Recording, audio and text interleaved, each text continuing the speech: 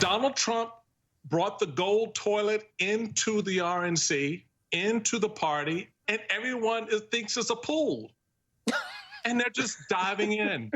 And they're just diving in. But I mean, Eugene, they're diving in, and the poop toilet is full. It's not like they're diving in and it's empty.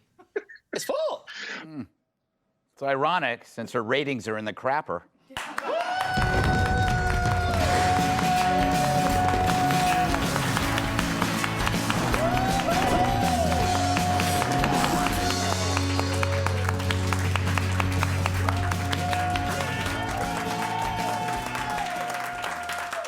So as we turn a corner on COVID, what new crisis is the media consumed with? Shark attacks, alien invasions, CNN's disastrous ratings, which are now officially lower than the odds that Kat's marriage lasts the month? Yes. No, the New York Times dives headfirst into the evils of bathing. Yes, bathing. COVID, they explain, has shown that bathing daily is not only unnecessary, it's evil. Pigpen is finally vindicated. I'm old. No wonder the media adores Antifa, the filthy scum, because it seems bathing harms the planet. Well, they could have said instead that bathing is racist, because most bars of soap are white. It's called ivory, not ebony, and that is racist. We'll be right back. The article starts by offering anecdotal evidence that the pandemic is causing people to bathe less. Their proof? Parents complaining about their smelly teenage kids. Talk about hard-hitting data. By that logic, the pandemic also caused acne and terrible taste in music. By the way, teenagers are like cheese. They're supposed to smell. So I've been told. Thank you. Then they cite a shabby British survey claiming 17% of Brits have stopped bathing. One look at Boris Johnson's hair would tell you that. So if Brits stop bathing, it raises the question, how could you tell? Was that before or after they stopped brushing their teeth? Maybe they just want to be French. Anyway, like all lame stories meant to scold you for being normal, they relied on people in their own circle to interview. Like Heather, a writer. Because who would a writer for the Times interview but another writer? God forbid they find a plumber or a stripper. Or a plumber who strips. That's someone who appreciates a good shower. Heather claims her shower use has fallen off by 20%. And her ability to find a date, 80%. I hope they fact-check this by smelling her armpits. But that does explain the other article about a decline in birth rates. So the science is settled. Heather stinks. But then the Times goes on to explain that daily showers are a new phenomenon growing out of the industrial age, perhaps like penicillin or indoor plumbing or missing fingers. They cite yet another writer. What's with the writers? Who's also an environmentalist. He bathes once a week. His tub must have more rings than Saturn. This is all good since reducing the use of soap helps the environment, as opposed to his underwear, which are probably funkier than Rick James. Currently. He explains how he would wash at the sink under our armpits and our privates. He's in his 60s. Last night I had a nightmare about Wolf Blitzer in front of a mirror using a toilet brush.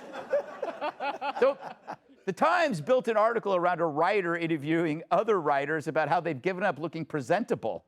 Do they plan to ever leave the house again? For our sake, let's hope they don't. That's one way to get us all wearing masks. Then they guilt us by telling us that a typical 8-minute shower uses up to 17 gallons of water. Is that supposed to be a lot? It takes 920 gallons of water to make 1 gallon of almond milk, or to flush whatever Brian Stelter had for lunch. They also try to shame us for using soap because it's made of petroleum. This is all coming from a newspaper, which is made of trees. To produce each week's Sunday paper alone, it's estimated that 500,000 trees must be murdered, slowly cut down, dismembered, and turned into pulp by oil-guzzling power tools. The Times has been doing that since 1851.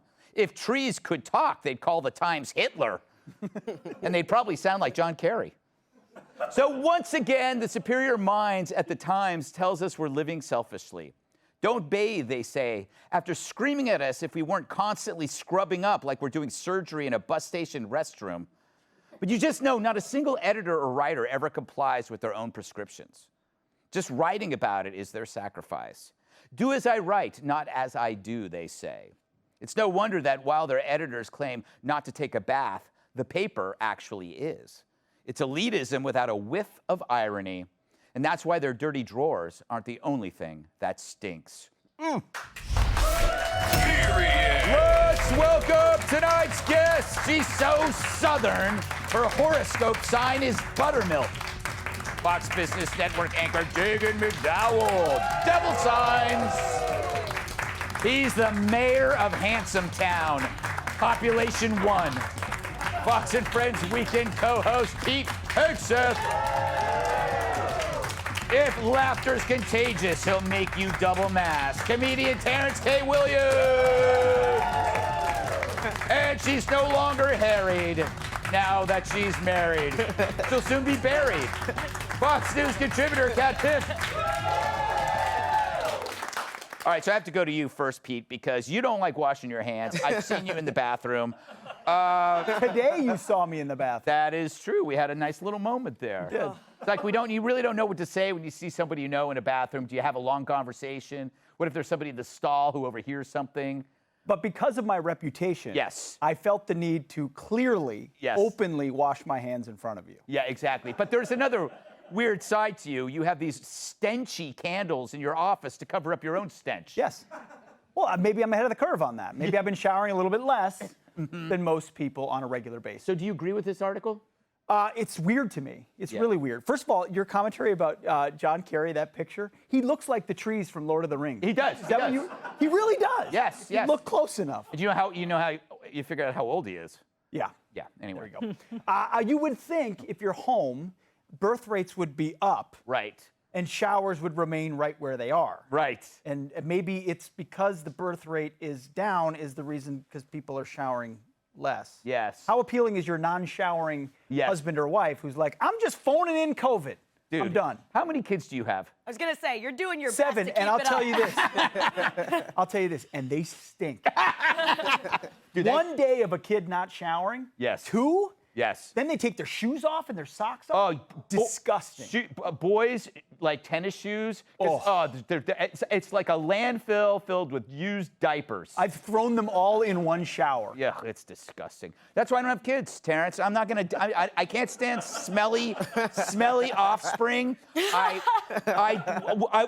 if it were my own kids, I'd hate them even more for their smell because they'd let me down.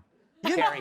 You know, listen, I really think this is a liberal thing, okay? Okay. I think this is a liberal thing. Conservatives take showers now, okay? But maybe finally these liberals can start to smell their own crap, Oh, gotcha. okay? But listen, this is an excuse for them not to take a shower, okay? They want to save the planet, they want to save the water, and now they don't have to use soap. Yeah. So now we don't have to use animal products anymore. Yes, that's true. They want to find a reason. These people have not been taking showers before COVID. This is nothing new. Nothing new at all. Yeah, and also it's like they really don't. It's great for them because they don't really socialize with other people, so they're just. But you confessed yesterday that you stopped bathing.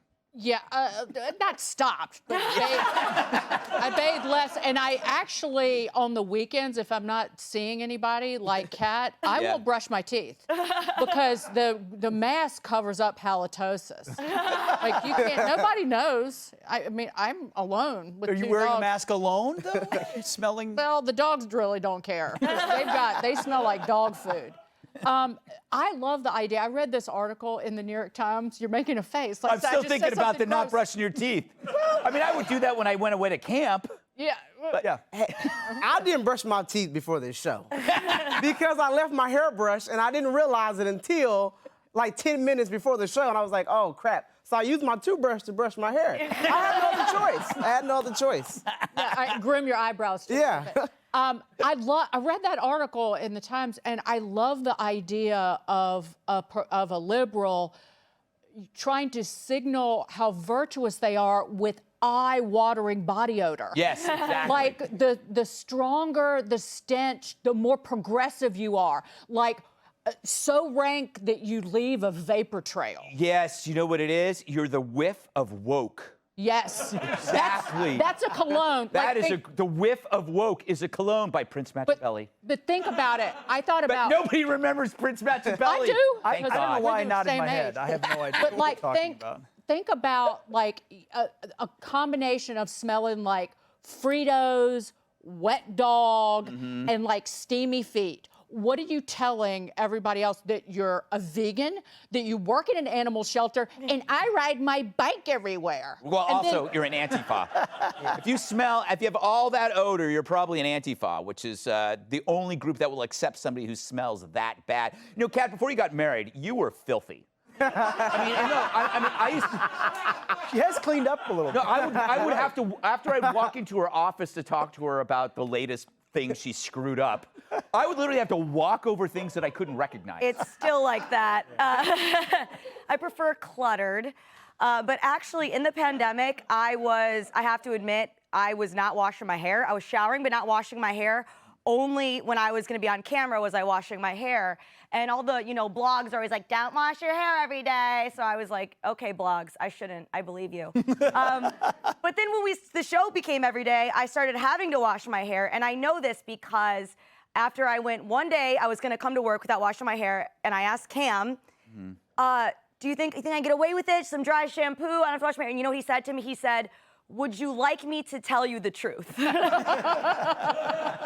Which means I looked like a disgusting grease ball, and I did wash my hair, and you're welcome. Go ahead. No, I was going to say, if this, go, Terrence, go. No, I don't. I was just saying. Oh, I said something. Oh, you know what's funny? You guys look exactly alike. Yeah, we do look alike. It was just an honest mistake. Can I make a point? Of course. No, you go. Your show. Yeah.